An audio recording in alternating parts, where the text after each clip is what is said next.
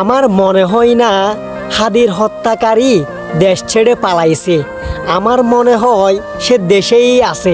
বাস্তবতা বুঝছো, এখন হত্যার সাগরবদ্ধা তোমার তিল্লে কালাগের কারণ তে যেভাবে ভিডিও মাঝে ইরে হর আই দুবাই তার মানে সে দুবাই ন। বাস্তবতা বুঝিবে সে দেশেই আছে।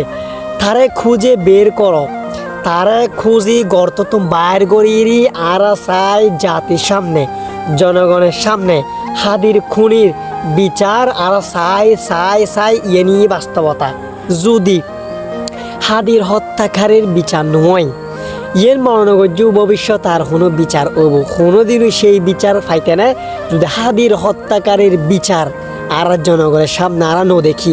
বাস্তবতা বুঝিবে কেইর বিচার এই দেশের মাঝে আর ফাইতে না, কারণ হাদি ভাই প্রকৃত মানুষ, ইনসাফ। বাস্তবতা বুঝছো, বাস্তবতা বুঝন তো হার গো মানুষেরই এইভাবে যে অ্যাটেক করে মারি ফেলাইবে এর আসলে কেউ কল্পনা ন করে। বাস্তবতা বুঝছো এতলা হয়েছি হাদির হত্যাকারী দেশেই আছে, বিদেশে পালাইতে পারে নাই।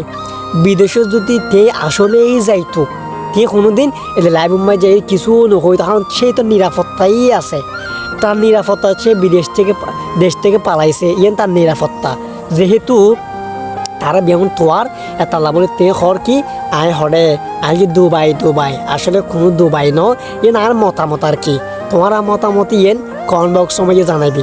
আদৌ কি সে দেশের মাঝে আছে নাকি সে দেশ ছেড়ে পালাইছে, এই জিনিস আর কিন্তু চিন্তা করার উচিত। আদৌ কি দেশত না বিদেশের মাঝে ফালাইছে।